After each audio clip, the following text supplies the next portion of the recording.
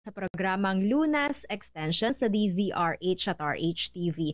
Makakasama po Ellen Bensal, and this evening sasamahan po muli tayo ng ating pinagkakatiwalaang family at integrative medicine specialist. Walang iba kung hindi si Dr. Irene Lim. Good evening, Doc. Good evening, Eli, and to all our listeners and televiewers, Luzon, Visayas, and Mindanao. Pangangalaga sa ating kalusugan, pag-iwas sa iba't ibang karamdaman, yan po ang ating focus ngayong gabing ito. At syempre, pag-uusapan naman natin ngayon, Doc, Syndrome X. Ano nga po ba ibig sabihin pag sinabing Syndrome X? Actually, synonymous yan with metabolic syndrome. So, Mhm. siguro, yung mga iba, hindi pa naririnig itong syndrome na to, but mahilig magbasa ng nasa mga health, Yes. nababasa na to, no? Hindi ito isang sakit lang, kaya we call it syndrome. Cluster of risk factor na para ka matawag na may metabolic syndrome ka, cluster of symptoms. Mhm. And merong central obesity ang pasyente, may dyslipidemia ang pasyente, and kailangan meron siyang diabetes and hypertension. So lahat-lahat yun, dapat characteristic yun ng isang taong may metabolic syndrome. Before, dati sa mga menopause women na yan nangyayari, or mga elderly men, but right now, merong mga nasa age 20 and 30 pa lang, nagkakaroon na ng metabolic syndrome. So ang age ngayon hindi na pinag-uusapan. Anybody can have metabolic syndrome right now. So bali, Doc, ngayon nga po 'di ba, hindi na factor yung edad, 'di ba? Kasi parang Yes. at any age kahit sino pwedeng tamaan nito. Ano naman yung criteria para masabing may Syndrome X ang isang tao? Actually, kailangan meron kang high blood pressure, high blood sugar. So yung central obesity na tinatawag natin, sa men, kailangan yung waistline mo 40 inches and above. And sa women, 35 inches and above. So, sa waistline mo yun i-measure. And mababa ang good cholesterol, high ang bad cholesterol, and high din ang triglyceride. So, yung cluster of diseases na yan, meron ang Syndrome X. Pag sinabi naman yung metabolic syndrome criteria 3 of 5, ano yun, Doc? Okay. So, since yung sinabi nating diseases, halos 5 yon, hindi naman kailangang lahat yon meron ka. Kahit na Okay. 3 lang out of 5, pwede ka nang tawaging metabolic syndrome. And mas mas common to sa women kaysa sa men. And pagka kasi imaginein mo meron ka lahat nito, Mm. high risk ka for cardiovascular disease and even stroke. So, tinawag lang siyang metabolic syndrome, but actually, ang dami-dami nating taong nakikita sa paligid na merong ganito.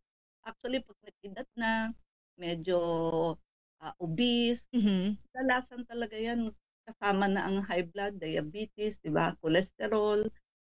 Hindi lang nila alam na sila nasa metabolic syndrome na actually. Tsaka hindi lang alam yung term na yun Doc, 'di ba? Yung Yes. Syndrome X or yung metabolic syndrome na yun. Pero actually, meron na sila noon, di lang sila aware. Oo. Karamihan, marami nga po, Doc, na nasa senior citizen o papunta sa senior citizen ang nagkakaroon ng ganito. So, normal lang ba to, Doc? Actually, hindi siya normal. Kasi Okay. naipon na sa'yo yung naipon na sa'yo lahat ng risk factor eh. Mhm. Bago ka kasi magkaroon ng mga bara sa puso, bara sa stroke, kadalasan meron ka nito lahat. Kasi, siyempre, pag high blood pressure ka, ibig sabihin may mga atherosclerosis ka sa gilid ng ugat mo. Pagka high blood sugar ka naman, diabetic, ibig sabihin malapot yung dugo mo. Kasi yung asukal, wala sa cells mo, nasa ugat mo. And making you also prone to infection like TB and pneumonia. And kadalasan, mataas ang cholesterol. yung LDL, which is the bad cholesterol, yun ang mataas. At yung good cholesterol mo naman, which is HDL, yun naman ang mababa. And pati triglyceride mo actually, which is kapatid ng mga cholesterol, mataas din. So, ayan, a very, very high risk for stroke and heart attack ang pasyente pagka ganito, no? Pero kapag sinabi naman central obesity, Doc, may kaibahan ba ito sa normal na obesity term lang? Yes, no? Hindi lahat ng mataba may central obesity. So, Mhm. ito yung mga malalaki ang bilbil. Kumbaga sa lalaki naman, ito yung malalaki yung tiyan. Okay. So, mas ano ito, mas risky yung ganitong klase ng obesity. Kasi yung isang klase ng obesity which is generalized or we call it naman apple obesity, Mhm. mas lesser ang danger compared dito. Pag sinabi mo kasing central obesity, may excess accumulation ka ng fat sa abdomen mo. And particularly, medyo visceral fat ang nandiyan. And since yung visceral fat na yan, syempre ang nagsusupply dyan na mga ugat galing sa portal blood system natin, yung excess fat na yun, um, magre-release kasi yun ng fatty deposit Mm. galing sa liver mo. Ayun, pag dumaan yun sa ugat mo at marami kang bitak-bitak sa endothelium ng arteries mo kasi nga may blood ka, diabetic ka, kukulapol siya doon, didikit siya doon. While kung hindi malaki ang abdomen mo, so lesser ang visceral fat mo, walang gaanong ah, release ng mga fat na didikit sa arteries mo. So kumbaga, ang danger doon, yung laki ng bilbil mo, ang laman kasi nun fat. Mm. So, ayun, medyo na pipilas-pilas yan, aagos sa dugo mo, kakapit sa mga bitak or bara. Ayun, magkakaroon ka ng mga bara sa ugat. Then, may measurement para mo masabing may central obesity ka. Meron tayong tinatawag na waist to hip ratio. O di ba pag nagpapasukat tayo ng pantalon, o Yes. anong hip line mo, anong waistline mo. So, Oo. bali measurement mo sa waist, i-divide mo ng hip measurement mo. So, indicator yan ng central obesity. Ang makukuha mong number, kailangan greater than 0.9 sa men and greater than 0.85 sa women. So, pagka lumagpas ka dyan or naabot mo yan, pwede ka nang tawagin na may central obesity. So, Mm. kasi sabi mataba ka para magkaroon ka ng ganyang sukat. And yun nga, mas dangerous yan kesa sa generalized obesity kasi closely linked yan sa insulin resistance ng diabetes, which is yan ang key uh, sa lahat ng development ng syndrome. So, yung 34 waistline, Doc, safe ba yan na maiko-consider? Depende kasi Hips. sa hips yung ipang di-divide mo. No? Kasi hindi lahat ng mataba, malaki ang bilbil at malaki ang tiyan. Merong hindi naman. Pero Oo. mataba sila in other parts of the body. Pero pag central obesity ka, yung bilbil mo ang malaki sa'yo, yung tiyan talaga ang malaki. And Mm. puro fat kasi ang laman nun, kaya pwedeng umagos at bumara sa ating ugat. Kaya mas dangerous yun. Okay.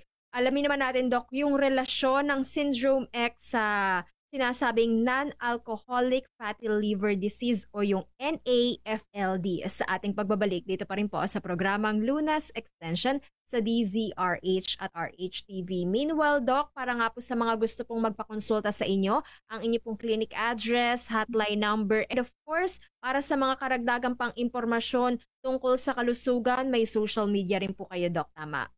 Yes, okay. So we are at Unit 1101, Clinica Medica 101, Centuria Medical Makati.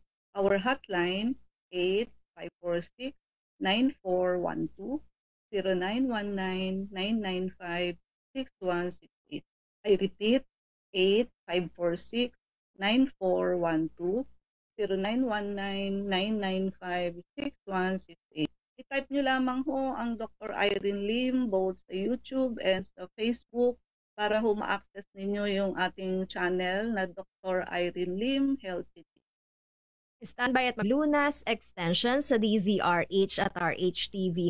Usapang Syndrome X, kasama pa rin po natin Dr. Irene Lim. Doc, balikan rin nga lamang po natin yung naiwan nating katanungan kung ano nga po ba yung relasyon ng Syndrome X sa sinasabing non-alcoholic fatty liver disease or NAFLD for short. Okay, so hindi ka kasi magkakaroon ng syndrome na to, yung lahat ng criteria na binanggit natin, high blood, diabetes, and others, kung ang liver mo normal. So, meron kang fatty liver. Hindi na masyadong nakakasala ang liver mo. Kaya lumulusot sa liver mo itong mga fat, yung sugar, pati uric acid, para kumulapol sa arteries natin. Kasi kung ang liver mo is functioning very well, Yes. mas-filter niya yun eh. So, hindi siya lulusot. So, ang taong may syndrome X definitely has a fatty liver. But ang fatty liver kasi, hindi siya, ang alam natin pag fatty liver, di ba, manginginom ng alak. No? So, dalawang klase kasi ang fatty liver. Merong alcoholic, ayun, yung mga mahilig uminom ng alcohol. Pero, meron ding non-alcoholic fatty liver. So, ito yung related sa syndrome X. Yung hindi umiinom ng alak pero fatty liver siya. And medyo mas dangerous ito when we talk about cardiovascular disease and stroke. Mas papunta ito sa ganun kaysa yung fatty liver na sa manginginom. No? Yung ganun naman kasi, papunta yun sa cirrhosis, cancer of the liver, pero yung mga sakit sa puso, medyo andi dito sa non-alcoholic. May ano nga dyan eh, may biro nga dyan ng mga manginginom eh. So, pareho lang pala tayo. Ako umiinom ng alak, ikaw hindi. Pero pareho tayo may fatty liver. Oo. So, sasabihin naman ng iba, maputi pala, uminom na lang, manginginom na lang. Ito fatty liver din kahit na hindi umiinom ng alak, no? Saka mas risky pa sila sa cardiovascular diseases. So, ayun. Kaya related na related siya kasi bago ka magkaroon ng syndrome, may non-alcoholic fatty liver ka na. Okay. Pero gaano naman po kahalaga, Doc, yung excess weight, yung labis na timbang sa Syndrome X na sinasabi? Most important yan actually, yung obesity. No? So, ang determinants ng NAFLD, approximately 70% kasi ng mga obese na pasyente ay meron nito. Kumaga lagi silang, hindi lang overweight, kundi obese. So, calculated siya, aside from yung waist to hip ratio natin kanina, so ito naman yung BMI, yung body mass index ng tao.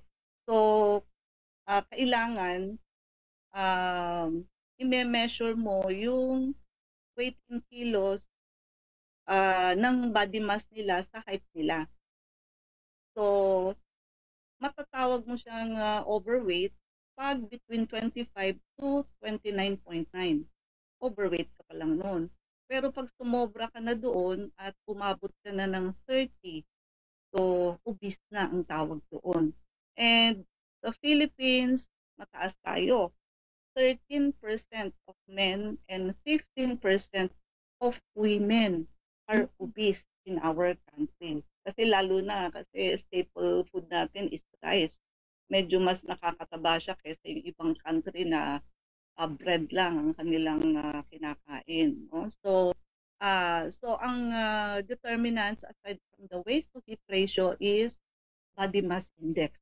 So 29 to 25, overweight, high risk na rin yan. And pag 30 and above, obese ka na nun. So walang nag-syndrome X na hindi obese.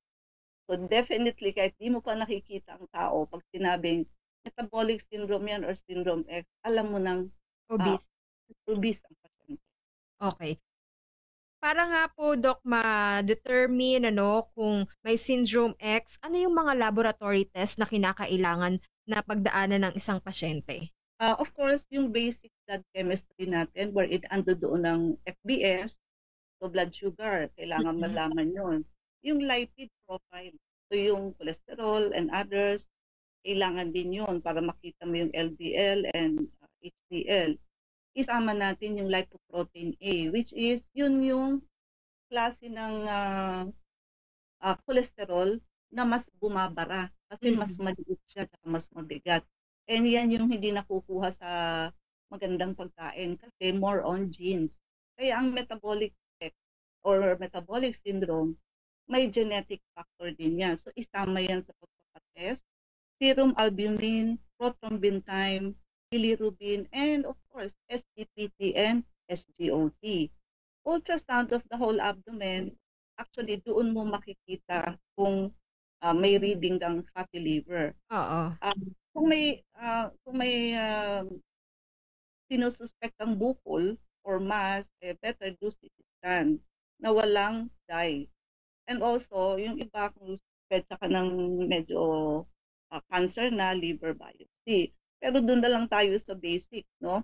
Now, ang SGPT, SGOT, kahit na minsan may fatty liver ka na, hindi pa yan masyadong tumataas.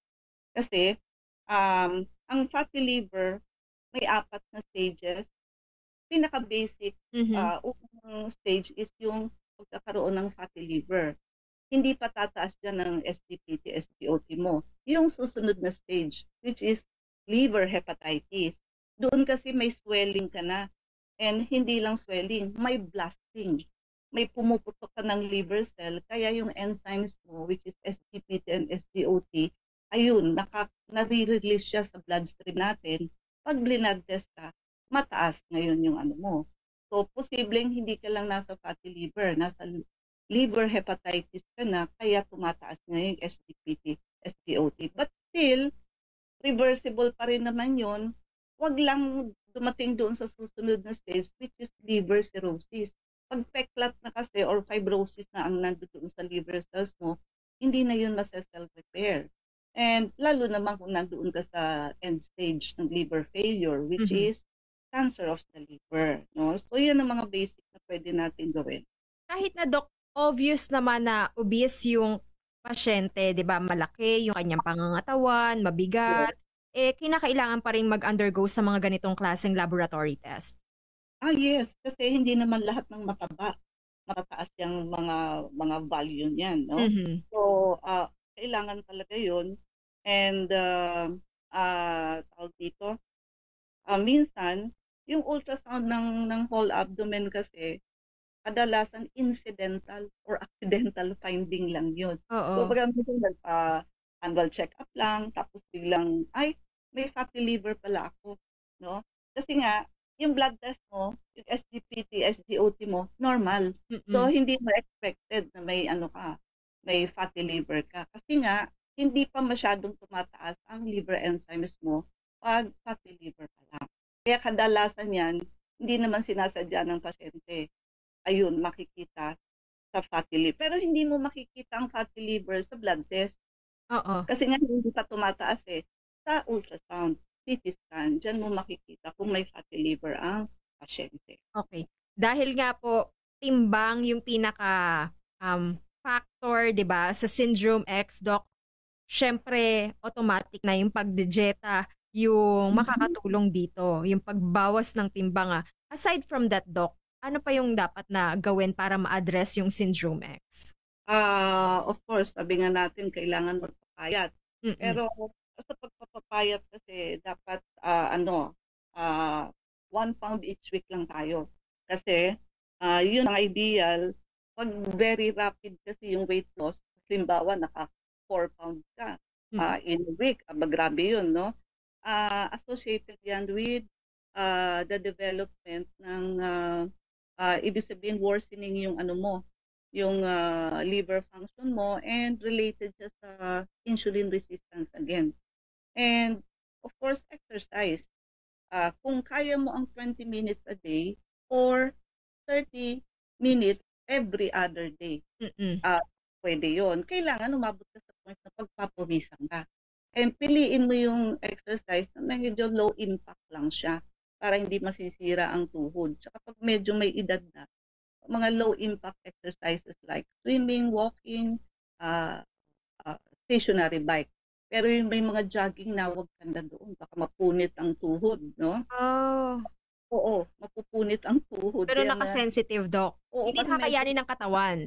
yes, medyo fragile na yun eh. Kasi minsan ang mga elderly lang kasi medyo denial. They want to show people na kaya pa nila, no? So mag-aano yan, mag-jogging-jogging yan. Tapos mamaya eto na, hindi na makalakad. Pag tinignan sa ospital, ay napunit ang makeup. Kasi pag tumalon ka, yung timbang mo times 10. Yun yung Oo. ibabagsak mong bigat sa tuhod mo. Kung 60 pounds ka, 600 kilos ang binagsak mo sa tuhod mo. And ulit-ulit yun kasi nagja-jogging ka eh. Mm-mm. Hindi alam ng tao. Be careful po sa inyong knees. Kasi hindi nyo na yun maibabalik pagka may lamat na. And knees, tandaan nyo, tuhod ho ang kumakarga sa ating body weight. At mas malaki yung kinakarga niyang bigat kasi compare sa hip natin. Ang hip bone natin mas bigger pero mas magaang ang kinakarga niya rather than yung tuhod natin. Mas maliit lang ang tuhod. Imaginein mo nakakaya niyang i-sustain tayong tumayo at lumakad. Kaya Oo. wag mong abusuhin. Kailangan low impact exercises lang po. And ayan, pagkain, exercise, and piliin ho yung kinakain.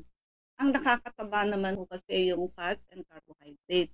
So kailangan alam ninyo yung calories.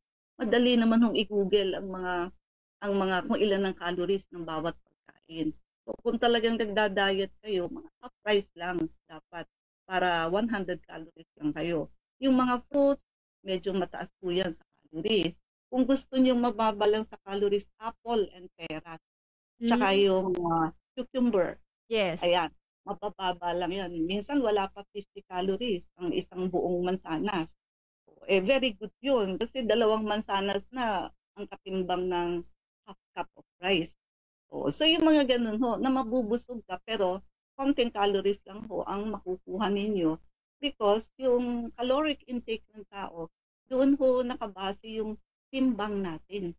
Pero sabihin mo, hindi naman ako masyadong kumain ng rice, pero pinagkakain mo naman puro high carb, no? Mm-mm. So, mas tataba ka kaysa doon sa ang kinakain apple lamang. Okay. Ang diet and exercise ba, Doc, kapag pinag-combine, enough na para maging preventive measure ng Syndrome X? Or meron pa tayong ibang pwedeng idagdag? Actually, ang ano lang no, ang maganda sa Syndrome X, preventable siya, Oo. no? So, uh, may pwede tayong gawin such as yung ino-offer natin sa clinic na detoxification and blood cleansing program. Kasi Eli, mahirap magpapayat ng may fatty liver ka. Mm-mm. Minsan, todo-todong pagda-diet at exercise, pagsukat mo ng timbang mo, hindi ka pa rin pumapayat sa inches mo. Why? Kasi kailangan nililinis mo na ang liver bago mo bigyan ng sustansya ang liver. Kasi yung liver mo na fatty liver, kailangan mo kasing i-reverse yun into a normal liver para ma-improve mo lahat yung ano mo, yung mga risk factor mo. So, para yung baso na may maruming laman, gusto mong palitan ng malinis na water, kaso in-overlap mo lang. So, natapon lang yung clean water mo, but if you tinapon mo yung dirty water, saka mo isinalin yung clean water, pasok lahat doon sa liver mo. Ibig sabihin, mas ma-absorb ng liver mo yung mga liver supplements and nutrition rather than basta ka lang nag-nourish. So, kailangan ho, mauuna ang detox or cleansing na tinatawag natin para pag malinis na ho siya, may space na tayo para paglagyan ng mga sustansya sa atay kasi ho, kailangan natin i-nourish yung liver for 3 to 4 months para ho maibalik natin yung fatty liver na first stage na yan ng liver disease pabalik sa normal liver. Pag naibalik mo ang normal liver mo as before, madaling magpapayat. Yung sugar mo, yung BP mo, mag-i-improve yan lahat. Pati Mhm. cholesterol mo, lahat yan mag-i-improve. Kasi yun ang root cause. Yung fatty liver mo, yun ang root cause ng syndrome X mo. So if you will not do something about the root cause, mahirap nyo ho, puro maintenance lang ho ang nangyayari sa inyo. Lifetime. Hmm? Okay. So, para nga po sa mga interesado, Doc, na mag-avail ng ganitong klaseng services, detox, blood cleansing, ano po ang inyong clinic address once again and hotline number, Doc? Okay, so we are at Unit 1101, Clinica Medica 101, Centuria Medical Makati. Our hotline is 8546-9412, 0919-995-6168. I repeat, 8546-9412, 0919-995-6168. And for my last word, preventable naman ho ang syndrome X. So, simulan ho natin sa detoxification and blood cleansing program.